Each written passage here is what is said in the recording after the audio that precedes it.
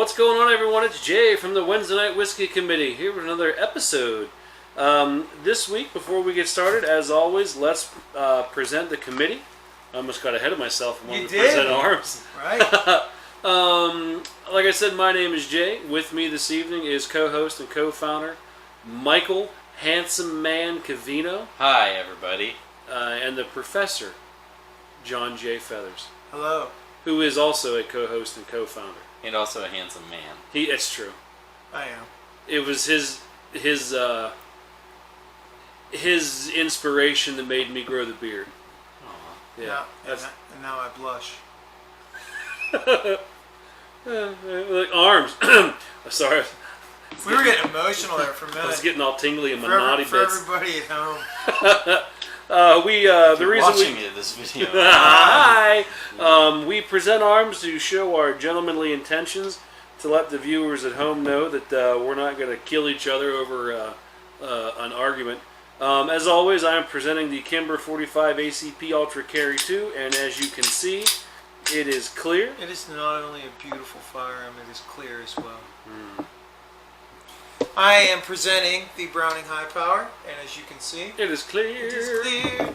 I am presenting, if I can reach over Gino here, Dan Wesson 44 Magnum, as you guys can see. Love that spin. We are clear. Sorry, buddy. Can't have I live for, there's a whole lot that I live for each week. One's that spin. That spin is a good one. I gotta have that spin. I mean, I won't disagree. It's my favorite. We'll move on to the media and the minutes. Don't have a whole lot to discuss this week. I think we got this whole video thing fingered out. We got it fingered right out. I'm glad this isn't the Women of Whiskey episode anymore. We got it all figured out for those of you at home. We shit on everything. We're doing good. Oh, T-shirts. we didn't shit on anything yet? T-shirts are almost ready to be printed. For this episode? I thought we shit on something already. We didn't, did we? Just Mikey. Okay. Yeah. We love him. We love him though. Shit on his chest.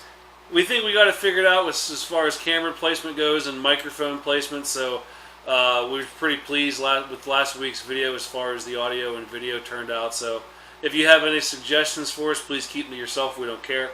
No, that's a downright lie. Send us an email at wednesdaynightwhiskey@gmail.com. Give us your suggestions for what maybe something you'd like to see. You want Mike Cavino naked? That's a Patreon. I can do it right now. I think we need a pop filter for the microphone. Pop filter. Pop filter. Oh, let the rock get through. That's, Technically, it has a pop filter on it. I wish Gino's kind of like a pop I filter. wish Gino was in the shot. That'd be cool.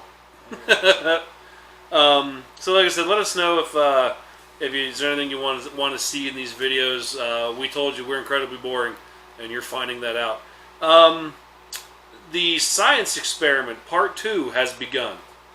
On Sunday, Al and I started the steps. The stationary bottle has been infused with the oak spiral, and the mobile bottle has been infused with the oak spiral. And I think the plan is we're going to let this baby run until the end of the year.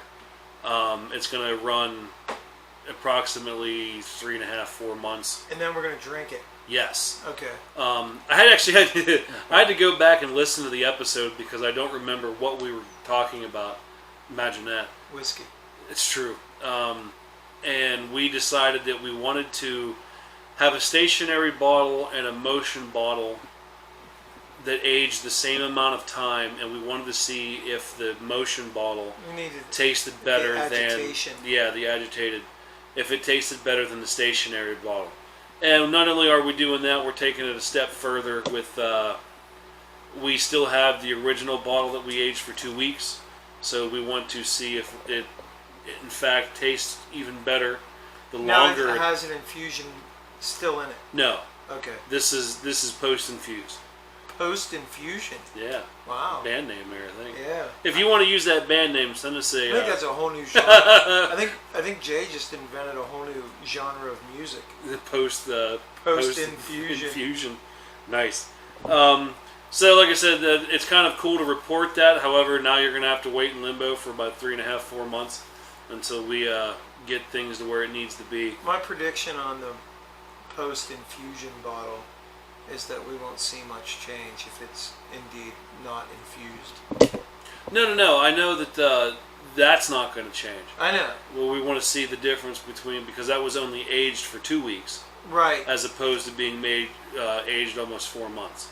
Well, it will definitely be. So yeah. Other than that, of course, as you the Route 22 Fest is officially over. So you're not going to have that commercial anymore at the beginning of the show, obviously. But if there's something, if you want to advertise with us and get your own little 30-second spot on our show to start the show, contact us. We will be glad to accept your donation. May I interject there? Sure. I would like to give a special shout out and thanks to Mike Houck for, doing that with us. And we're just post Route 22 this week, and Yeah. I just wanted to say thanks to everyone who came out and endured the rain, and it was a wonderful, wonderful weekend. So, It's awesome. Hopefully, I got to get back out there. I absolutely have to get back out there. Everyone that I've heard that went said it was awesome. I'm not gonna lie. I mean, it was a fantastic time, and I thought the weather was gonna be was the weather a big factor? Absolutely. Mm-hmm. It was not the factor that I thought it was going to be, and it certainly didn't prohibit anybody from having a good time. That's awesome. Yeah, that's always really a good cool. thing.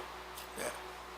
So again, thanks, Mike, for allowing us to fly our banner at your event. That was cool, and in turn, also for giving us our first opportunity to do a advertisement on our show. We really appreciated that. Yes. That was fun. Jason and I had a ball putting that thing together. He nailed it. He did too. He was all like nervous. He read it about 4 He was times. pacing back and Pacing, forth. stammering, stuttering. I said, okay, and go. And he rattled that off in one take, and it was just like mic drop, boom. It was awesome. And as always, guys, you can check us out on our multiple media websites. We have a Facebook, Instagram, the Twitter account, our YouTube channel, which if you click the subscribe button, you can see all these cool videos. Email wednesdaynightwhiskey@gmail.com. You can pick up our swag at redbubble.com. They pretty much do like a giveaway or a percentage off almost every Monday. So Monday's the day. they're always Monday's the day for some Wednesday Yeah. night. Monday's the new Wednesday. When buy our shit, we love you. If you feel like being generous and want to give us a episode donation, hit that Patreon. That's patreon.com. In his sleep over here. I know. What? You could do it in your sleep now. I know. I'm just. It's you. Aw. You bring out the best in me. Oh, thank you. We have a coffee site. That's ko-fi.com. Basically, you can buy us a cup of coffee. It's about the equivalent of $3 or $4. It goes a long way. We're trying to get more Facebook ads and some other advertising materials that we would have really appreciated. And also, if you want to cut out the middleman, we do have a direct PayPal account, which you can, like I said, cut out that stingy, greedy middleman who's taking a cut of our money. And we appreciate everything that you guys do for us week in and week out with the Facebook and all over the different media. So thanks again, guys. We do look forward to doing this show every week. I know I say that all the time, but it is true. Well, we do. Yeah. So, and I know the next part here is the moment of excitement. We featured this whiskey on a tasting video before it made an appearance when Alex Hazard was with us from Central PA Live, but it has never made its debut on our show officially. I have a sneaky suspicion that no matter what we do, this whiskey will always have a habit of reappearing back and forth over and over. Absolutely. So without any further ado, let's do the presentation of whiskey, and let's have the professor take it away.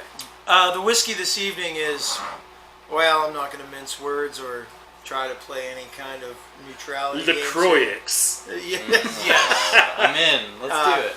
Now, it's one of my favorite whiskeys of all time, Laphroaig. And a little bit about the Laphroaig. The Laphroaig distillery was established on the island of Islay in the Inner Hebrides in 1815 by Donald and Alexander Johnson.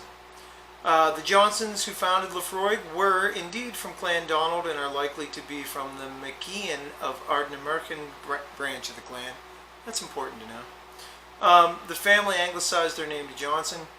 The last member of the Johnston family to run the distillery was Ian Hunter, a nephew of Sandy Johnson, who died childless in 1954 and left the distillery to one of his managers, Bessie Williamson. I was seeing if you were going to chime in there. Good old Bessie. Good old Bessie, who we heard so much about last week. We did. One of the notable women of whiskey. Absolutely. The distillery was sold to Long John International in the 1960s and subsequently became part of Allied Domecq. The brand was in turn acquired by Fortune Brands in 2005 as one of the brands divested by Pernod Ricard in order to obtain regulatory approval for its takeover of Allied Domecq.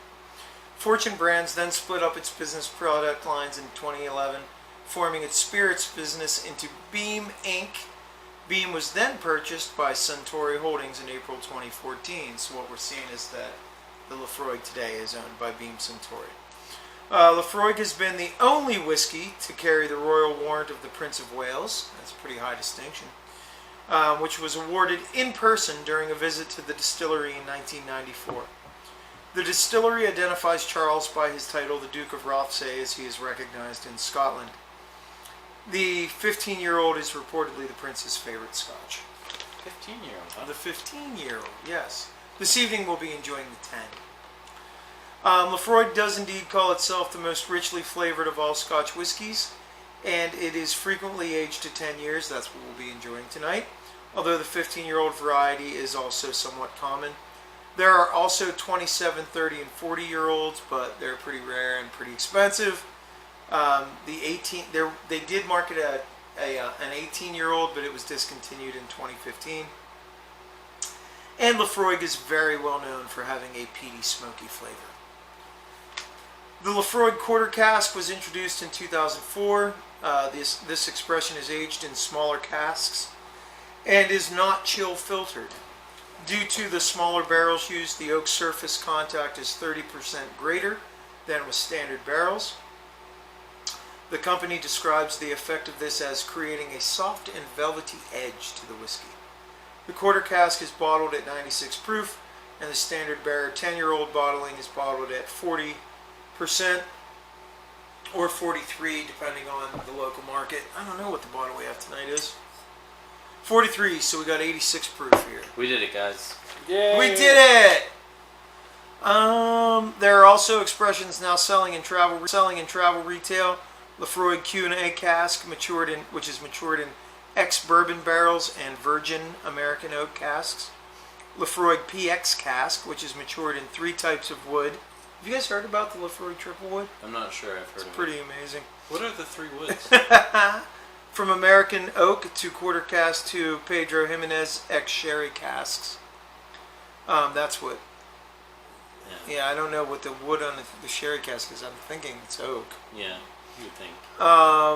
Laphroaig en Cuin-More, which is the Big Ocean, matured in first fill bourbon barrels and then in European oak. And in 1994, the Friends of Laphroaig Club was established, members of which are granted a lifetime lease of 1 square foot of land on the Laphroaig land on the island of Isla. The annual rent is a dram of Laphroaig, which can be obtained upon visiting the distillery. And I do know that whenever we open the bottle here, we should toast my fellow Laphroaig Club member Rick Wirtz. We are each friends of Laphroaig, and I guess we each have a lifetime lease of 1 square foot of land on Isla. I've got one too. Are you? I haven't subscribed to it, but it's You in should. there. Are you? Yeah. Jay, you're the only one that's not standing to do this here. Oh. Okay. Can I do it from a bottle of triple wood? Probably. Alright. Yeah. So I'm not gonna lie. I like the triple wood. Amen. A little better than this. I do like the triple wood quite a bit, man. Quite a bit. Yep. And that wraps it up for everything I have to say about Laphroaig. What's We've talked about it a lot, and I think we've made our views on this exceptionally fine whiskey well known in the past. Whiskey? Ooh, ooh, ooh, ooh, ooh. Whisky. Ooh, boom. Love it. Boom. Now that's a real cork.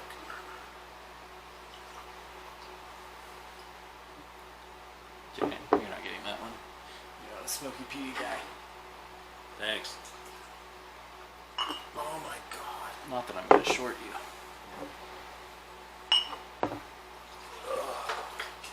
Jesus Christ, heavy hand. Oh my god.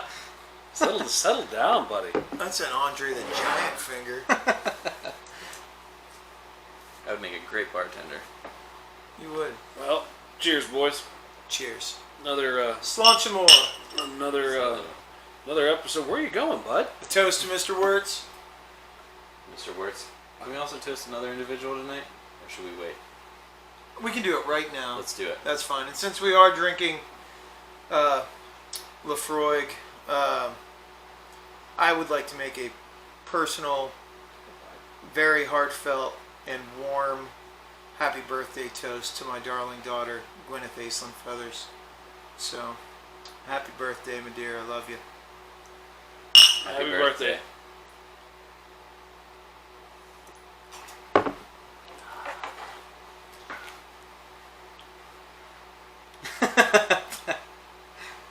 I love the J reaction. It's just so good. I know.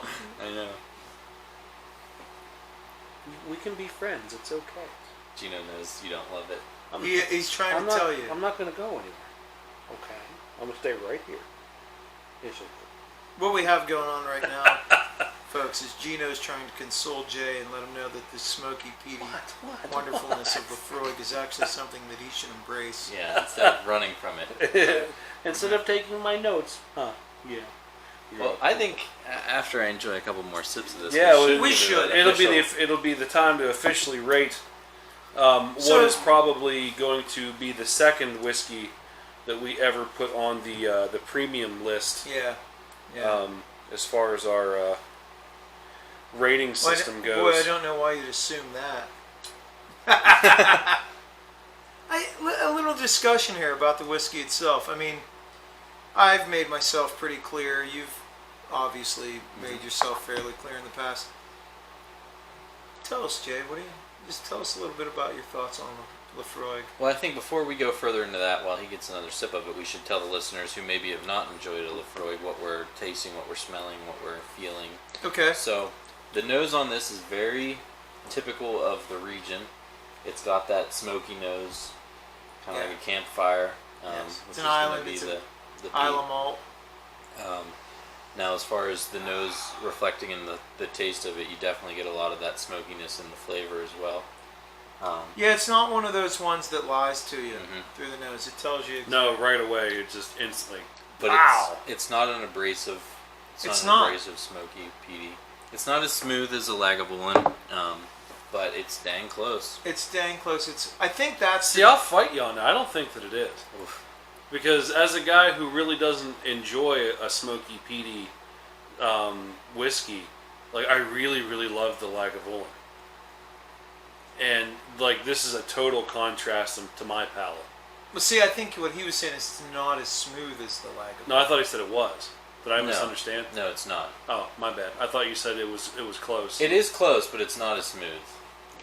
Especially if you take this up against like a Highland Park, which gives you that illusion of the peat and illusion of the smokiness, but then it takes all of it and makes it, basically grinds it to a fine powder and throws it out the window. Right. No, so there's a definite heavy smoky peat. I find it pretty complex. It is very complex. There's some real subtle notes going on underneath all that smoke. Yeah. I find the finish very smooth, though. Very smooth. Yeah. And it's interesting in regard to the fact that it's strong and complex in its character of flavor, but it's not like a harsh, strong finish. Not. No. It's actually pretty mellow, really. Yeah. Yeah, and I mean, I will give it that. Like, I was super excited to get into the Highland Park when I first bought it because I wanted to be in the cool kids club with you guys and be like, yeah, I got Smoky Petey. And, like, even that was at the very beginning of our tasting videos. And even with that, like, I was trying to be maybe a little nicer than what I felt now I should have been with the Highland Park. I know a lot of people do really enjoy Highland Park. I don't get the appeal. But I think it's good that you're not only that you have your feelings about that flavor and that flavor profile, but that you're a member of the committee, but you also have a vote. So yeah, and I think it's good for the listeners to know that because there's people that'll we side together a lot. Yeah. But in this one instance, I mean, there probably will be several more down the road. But well, like I've come out and said that I'm not a huge fan of the Irish whiskeys and even American whiskeys and bourbons. It's not my thing, but I think it's good to have that dichotomy, have someone straight up say, this isn't for me. That way the listeners aren't like, well, I bought a bottle of Laphroaig, I didn't like it. What does that say about me? It's fine. I think it says you're a horrible person. I think it does too, and that's what I mean. Like, it's fine that we need a new member of the Wednesday Night Whiskey Committee. That's not true. Who likes true. Laphroaig? I love Laphroaig. It's my favorite. No, like I was saying, I think it's okay that you're a horrible person. Well, there was no disputing that. We shit on everything. Yeah, even each other. Yeah. Shit on myself. Yeah. We're the G.G. Allens of podcasting. Let's rate this baby. You start us off, Jay. Given the what I know, we never let him. We stole the show, by the way. We asked. Oh him yeah, what his you asked him, opinion and then was, I took it over. And then we were like, "Oh yeah, well, what we think is this." Do it in the reading here, Jay. Oh, yeah. I'm trying to find Interpolate your findings. where that laggy is right there. Because I definitely don't want to rate it as high as the Lagavulin. But it is way higher than what the Highland Park for me originally was. So, just rate it from your heart. Don't think, okay, it's a Laphroaig, I gotta rate it high. No, and I know that. I'm Take not. another sip, think about it, and give it a rating. I think that there's no village raising going on with this. For me, I'll just go with my initial gut. 75. Okay. Wow. That's higher than I expected. Really? It is, yeah. Because I have to think, like, we didn't rate the Highland Park because it was just a tasting video. But I probably now would, like, rate that, like, at a 60 or something, in the mid-60s somewhere. And this is way better than that, so I want to give it its fair shake. But I'm not going to tout it as high as the Lagavulin for me. It's not even on the same page. What did we rate Lagavulin? It was up there. On I a... think it was even a 98 or something. Yeah, you guys basically made love to it. I would if it was... Woof. Like I said, I gave it a 90. That was special guest Rick Wirtz on the show. Jason gave it a 99, and Mike gave it a 98. Okay. So, and don't get me wrong, I love the Laggy. Lagavulin was Liquid delicious. Suede is Liquid delicious. Suede. It was smooth and fantastic. Not getting the same out of me for a Laphroaig though. Jason. 97. No hesitation. No explanation. Mikey. 90. We got the average here. You guys gonna give it a full star? Absolutely, I will. Nah, I don't think so. Yes! Yes! Okay. Can I give it a star and a half? Yeah. 87. Can't help but think that that's weighted. I do. That's very weighted. Yeah. So it gets 3 out of 3 stars. Like I You'd said, still give it a star, bud? I do. Because it is a good whiskey. It's just not for me. Right. I'm not going to say because I've had bad Smoky Petey. You don't like it because the label is so simple. Is that it? Because it says what? So simple. He's worried that it's going to roll off his Subaru. You know what? This could roll off a Subaru. It absolutely could. Sorry, bud. I got to move my foot. Funk. My leg's starting to cramp. So he's not gonna like that. he'll get over it. So that gives a 3 out of 3 Wednesday Night Whiskey stars. We do absolutely recommend this whiskey. About $45 a bottle. Yeah, $45 a bottle. It's not, like I said, it's a fantastic place to start if you're... Yeah, it's a nice introduction to that smoky peaty. I would recommend it over the Highland Park that we've talked about. Absolutely, big time. I don't know if it is a good place to start. You don't think so? No. This is where I had Whisketeer Brian Fresh. The reason is because when you start at the top, it's not the top. Though. There's not far to Disagree. go. I mean, you're on the second or third rung of the ladder. So this gets a 97. I would have to assume Triplewood's going to get between a 97 and a 99. Yes. Yeah, and then Lagavulin got the 99. Yeah. So you can go up from here. I'm just saying, there's not far to go. There's not far to go. Sure. Yeah. I mean, it's a very short journey if you start at this point. Start at the top. It's all down. Why not start at the top? I'm with you. I would like to... This was one of my introductions to good whiskeys. Yeah. I do want to try... Highland Park makes another... We had the Viking on it. They have another one. It's called Dark something or other. I don't know what it is. I'd like to give that a shot to see if it's different. Okay. Eventually, someday, maybe. It's whiskey. I'm in. Yeah, I will tell you I don't know who's making all the bottles off the top of my head, but there's a Game of Thrones series of scotches coming out. Yes. And I will be purchasing as many as I can afford.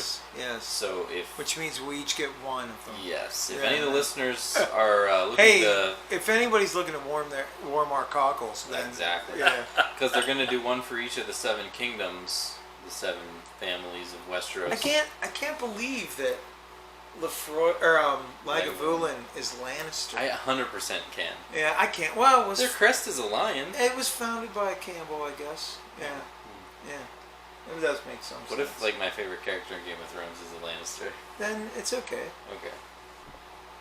Good night, everybody. We need to have a Game of Thrones episode. You need to catch up. I do need to. You need to watch it. It's on my to-do list. Like, this isn't me fighting Firefly. This is I want to watch Game of Thrones. I just haven't gotten there. Right. Season 1 I've seen 7 times.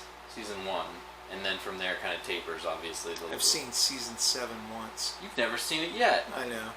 Okay. He saw the title once. No. Speaking of shows that we're pretty excited about. Last week we mentioned that there's going to be a new series on Netflix called The Witcher. Did you catch that segue? It's not as good of a segue if you point it out, though. Oh, I'm sorry. God damn it! You ruined my flow. I'm going to start calling you Segway J. Did you know that the Go all the way Segway with Segway died J. from falling off of a cliff on a Segway? No way. 100% true. Wow. I should have saved that for my false fact. Is that a false fact? It's not, but that's real. Wow. The inventor of the Segway fell to his death on a Segway. Wow. All right. Wow. Drink. So, like I said, we're pretty excited about this new Netflix series. It's an all-original series called The Witcher, which stems from a book series that then turned into a very popular video game series, and now is coming to the small screen. And last week we announced that Henry Cavill, who you probably are most familiar with as the new Superman, who is an A-list actor, has agreed to take the huge pay cut, and he wanted to come. He's a huge fan of the show, and the game series and the books, and he's just an overall general huge nerd. He's a great dude, and he wanted to be a part of this, and we were all like so jazzed about it. So we felt like we're probably going to keep talking about this. I plan on following it. Yeah, as the series goes. Well, it's not like it's going to be like a week-to-week thing because we could be news every week. Yeah, it's one of the. It's going to be a Netflix show, so all the episodes are going to be released at once. And there's going to be casting news, but then they're going to film after the casting news is done. They've got to film. They've got to premiere. There's lots of time without it. Yeah, and Jason kind of brought this up yesterday. What we're going to talk about today, and we didn't want to hash it too hard because we feel that we've had this discussion. We've had this discussion before with Zazie Beetz, playing Domino in Deadpool 2, that they wanted to cast, or have they cast? They're looking to cast. So the there's casting, a casting call went out. Yeah, the casting call went out for Siri, who is one of the main female characters in the series. And in the books and the video games, she is a very pale white woman. And now they're opening it up to anyone. She's literally part elf. Yeah, anyone can play the role. Well, not just that, but they're looking. I think there's a lot more to that. Yeah, we're gonna get to that, but the the casting call. If you're not familiar with how casting call works, is basically through Hollywood, through the agencies. They will send out basically a memo to the agencies saying we're looking for a character for this show that meets these parameters, and the casting call for this character was that they were looking for someone who is African, Asian, or woman of ethnicity. Which they call that. What's the acronym for that? I'm gonna find it in a minute. That's why I actually went off air. Yeah. Well, Jason. Well, yeah. Whatever. Okay, so this is from Forbes. According to a recently found casting notice, which was not publicly accessible, Netflix Witcher series is looking for a 16 or 15-year-old BAME, which stands for Black, Asian, Minority, Ethnic Girl, who can play down to a 13 or 14-year-old for the role of Ciri, which is actually described in the next paragraph as the whitest girl of all time. Now, here's the thing. I think that's the important part, that they are specifically looking for those parameters. I have a little side story. All right, I love side stories. This goes back to my very short but very real experience with Hollywood whenever I was living in California. I worked in a visual effects studio. I worked in two, actually. The Berman Effects Studio, which very famous studio, and then VVD Effects, which is going to be very famous. Vincent Van Dyke was my boss. And in the studio, in the world of visual effects, there's a basically an unspoken idea that you take the job that you're most qualified for. It goes to the people that are most qualified for it. There was a reality show at the time called Face Off. Now Face Off kind of tries to open the back door into that field with effects makeup, which is similar to what I was working in.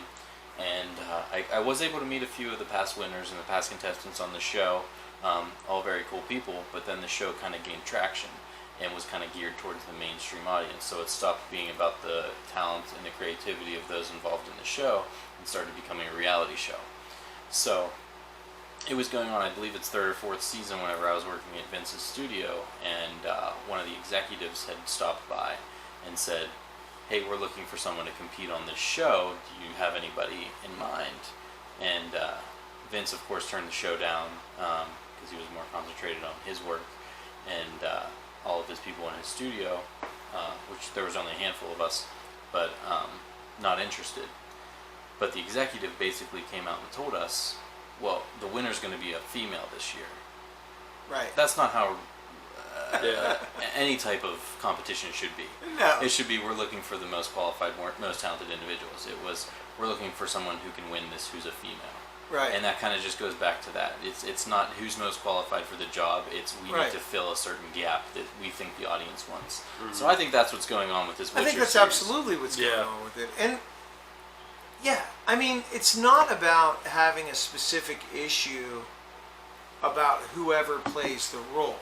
Yeah, exactly. It's about the fact that the parameters have been set before anybody even gets a chance. Before a single audition. Right. Yeah. Right.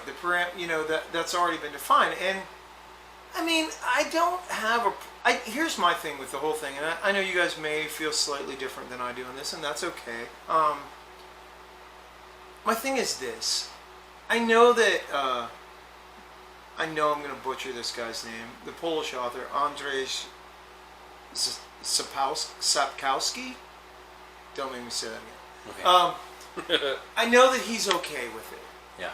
With whatever happens. But here's the thing: as somebody who enjoys those novels and games and stuff from that, obviously there's already been art. There's already been a certain established projection of that world. Okay. Now, if somebody fills that role and does a great job, I really don't care. Yeah. But I have to say that as somebody who is already exposed to the art and all this stuff as it's projected, it does take me out of the world a little bit. Sure, I and makes me like have to work to get back in. Mm-hmm. It's not that I have a problem with anybody, who would play the role or whatever. I just think like to push that and to force it, I don't know. I just think it does more harm than good. And my other problem with is this. I think it's kind of back-ass words to tell. This is not outrightly spoken, but the implication here is that somehow a white role is better, and that's why we're putting this minority person in this role. Yeah. And I think that there's a backhanded message there that sort of implies, sort of reinforces in its own way, it's almost like built out of the whole white privilege aesthetic, like, oh, well, you'd want to play this role. Like, this is, the white role is better. Yeah, I think what Jason's trying to say is, like, this role is geared towards, like, it's a white role. Yeah. So we need to fill this to really bolster our... Right. Our diversity, our ethnic diversity. And what I'm saying too is it sort of implies to a minority person that, well, we're going to put a minority person in this role, and obviously the idea is that it is going to do something good for diversifying that community, which in my mind puts a higher value on the stereotypical white role than any other role that a minority person might have. Yeah. So I think it sort of like overvalues the role and in a backhanded way kind of undermines its own argument. Yeah. What you really want to be is white. You know what I mean? That's kind of... It's really tricky for this particular situation because I stand by the principle that the acting should define the character. The character should be inherent in the acting. Overall, I agree with that. That's my primary. Yeah, and so I don't want anything that I'm about to say to overshadow that, because 100% that's how I feel. The role should be given to the most qualified person. However, if you were to cast Legolas as a black man in The Lord of the... Somehow the word got out at Ed Romans about this, because I have no other idea how he would have found out about this, that this guy who buys guitars for Jeff Beck was interested in one of my guitars, which I never pursued or followed because that's my guitar. Yeah. And that's still a cool story, though. Yeah, that's and then Jeff Beck would have my guitar, and I wouldn't. Then it would be Jeff Beck's guitar. Then it would be Jeff Beck's guitar. And you would just be some guy Jeff Beck got a guitar from. Right. I'd rather have my guitar than... And still be the guy that Jeff Beck wanted to get the guitar from. And still have it need a fret job.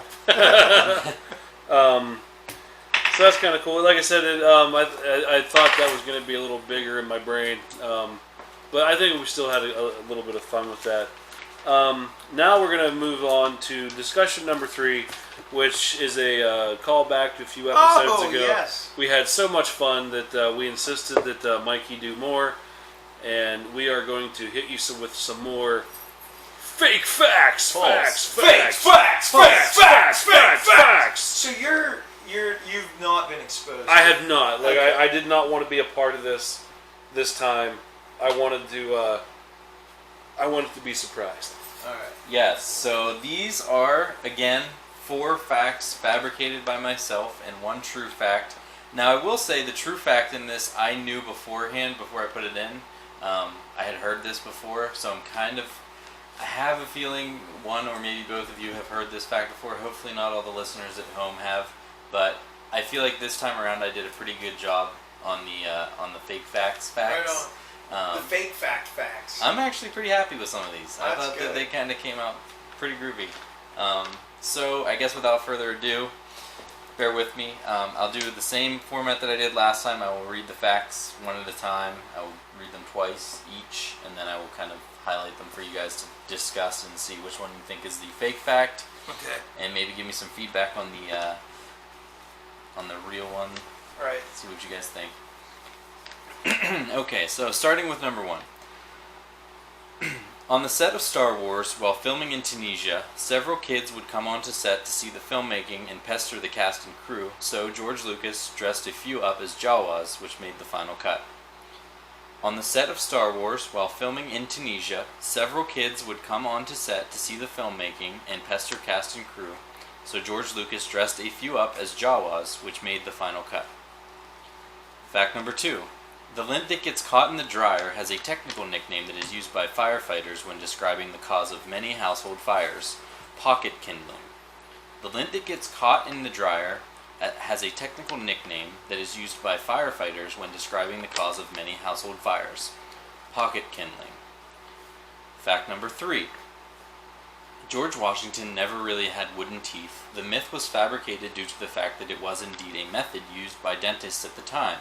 He did, however, sport a set of chompers made of carved horse bones. George Washington never really had wooden teeth. The myth was fabricated due to the fact that it was indeed a method used by dentists at the time. He did, however, sport a set of chompers made of carved horse bones. Fact number 4. When you get a kidney transplant, they usually just leave your original kidneys in your body and put the third kidney in your pelvis. When you get a kidney transplant, they usually just leave the original kidneys in your body and put the third kidney in your pelvis. And the final fact, the 1983 Cincinnati Reds were so bad that they hold the record for lowest attendance in a home game in sports: 27 fans in attendance. What?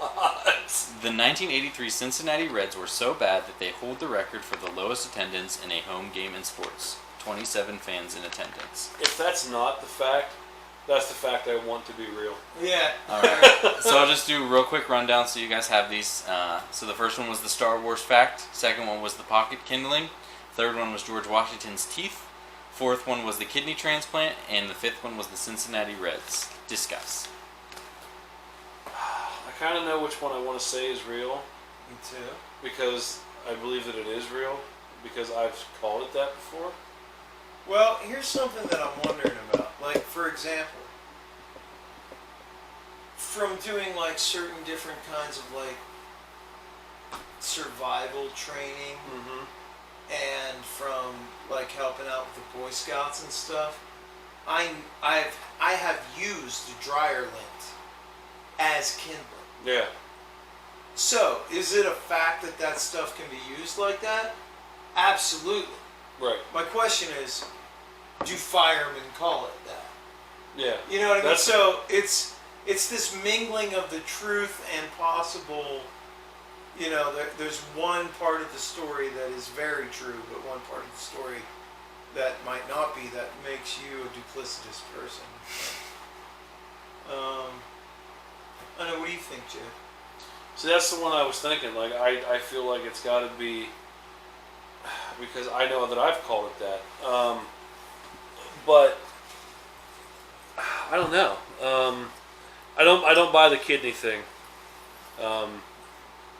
So that's out I think for that's me. just something that Mike wants to be true. Yeah. And like I said, and I want the baseball thing to be true.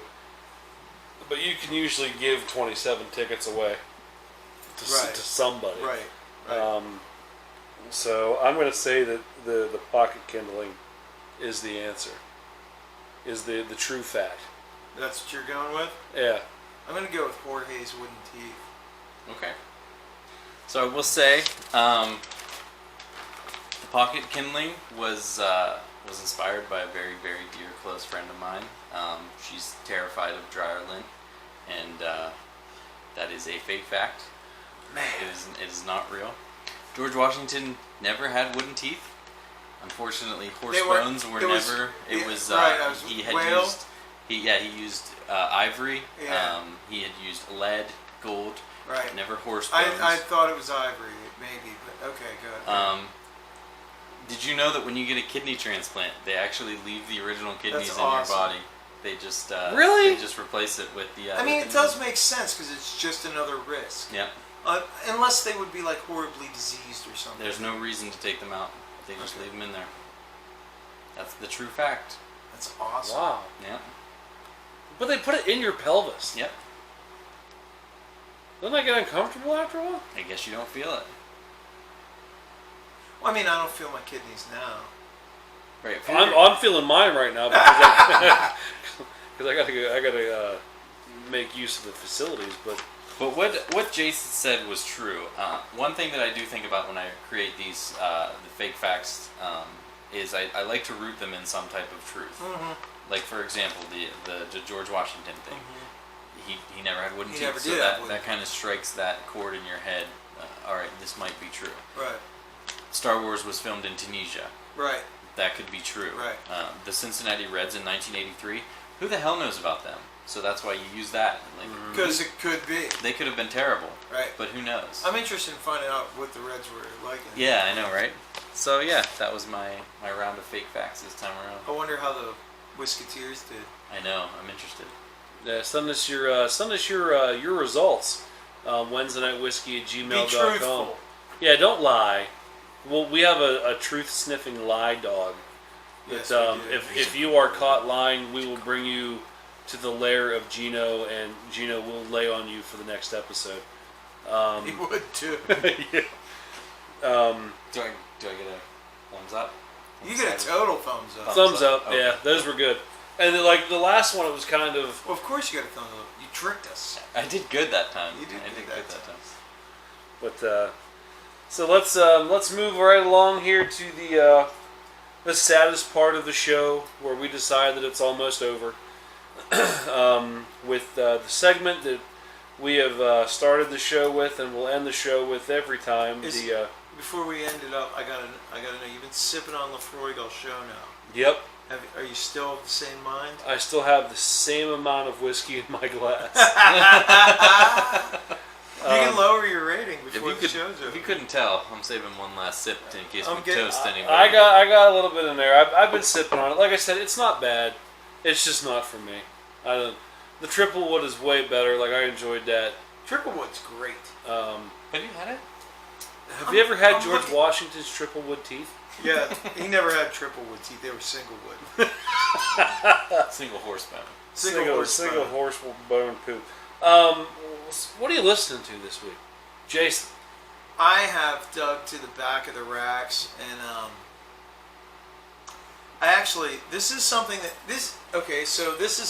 is entirely Wednesday Night Whiskey Committee oriented, in the fact that normally I just go about my crap and I listen to stuff. Right. But I actually thought about, well, what haven't you listened to in a while that you would like to listen to because you need something new to listen to say something on the show? And so this pick was inspired by this segment right now. I thought, normally I don't think about it. I just find myself listening to something and say, oh yeah, that's what I've been listening to this week. Well, this week I went back and dug out Deep Purple's album In Rock. I believe it was released in 70, might have been 71. In rock? In Rock. And it is just slamming. Like, that record is Deep Purple in a way that I don't think a lot of people think of Deep Purple. I mean, parts of it are almost speed metal. You know what I mean? Like, it's just, some parts of it aren't. But some parts of it are almost like speed metal. And the song, specifically to point out that sort of level of intensity that this album reaches, is called Speed King. So that's the one that I want to put out there. And I'm like, I'm always a big fan of, like when we talked about like Mahavishnu, part of my thing was, who the hell was doing that in 1970? You know what I mean? And my other question is, when you listen to this song, is who the hell was doing that in 1970? It's just, It's not like groundbreaking necessarily as far as musical content, although it is, but it's more just like the energy and the like. I mean, it comes at you. You know what I mean? So that was why it was my pick this week. Sweet, Michael. I cannot remember if I've ever used this one before, but I can't lie and say that it's not what I've been listening to this week. So, if it's a rehash, it's a rehash. You guys were greeted to it as you entered my house, but That's really awesome. The only thing about that is if it is a rehash, he needs to pick another song. If you I have will. Okay. And I do have a song in mind if it's the same Well, song I picked you've before. picked AFI's Art of Drowning twice. Okay. So yeah, it's a lot. I like to tread the waters more than once, apparently. So, Between the Buried and Me's album Colors, which I do think everybody needs to listen to. You made me listen to that album once, and it was amazing. You liked it? Yes. Yeah, it's so good. It's I almost used it as what I was listening to. Really? Not this week. But when you had... Yeah. What's the album? It's called Colors. And I think anybody needs to listen to this, whether you're a fan of metal music or not, because it's such a strong album as far as the composition of it. Compositionally, it's You need to not listen to it on shuffle. Do yourself that favor because every song bleeds into each other. But just in general, I think it's one of the greatest albums, period. And for a song for the playlist, the song White Walls, little side story about that. I went to see Colors in the Prog Nation tour. I can't remember the year. Not Colors, Between the Buried and Me at Prog Nation with Opeth and Dream Theater and a couple others. And they were one of the headliners. They were the third headliner. And they had an hour and a half set. And they played songs from Colors. And they got a whole three songs in their hour and a half set. Just to give you an idea of the length of the songs that are on this album. So, wow. Yeah. That's intense. For me, I have been listening to some prog rock, a band that's been growing on me over the last several months, Porcupine Tree. The album is in Absentia, and the song is Blackest Eyes. That Nate Woods loves Porcupine Tree. I dig them. I listened to the first record and was just like, nope. Yeah. I don't get that. But then this almost made my pick. The Down the Upstairs or whatever the second album was. But I don't, for whatever reason, Spotify did this thing where they condensed it into, instead of it being like a 10-song album, they bled like tracks 1 through 4 together in one track. Yeah, they condensed it down to like 4 tracks in Spotify. So I'm like, well, I don't want to pick that. Are they the same length? And yeah, the album is still, it's the same. They just broke apart the timestamps, which Okay. I didn't understand that. So I'm like, well, I'll just keep listening and find something else. And I think that's the opening track off of In Absentia that I was just like, that's a good jam. Okay. I think the kids at home will dig that. So There's some parts on that album that are very fluidy. Yeah. Like super fluidy. I think in general, Porcupine Tree has a lot Super of fluidy. Yeah. So that brings a close to the What Are You Listening To this week in the playlist.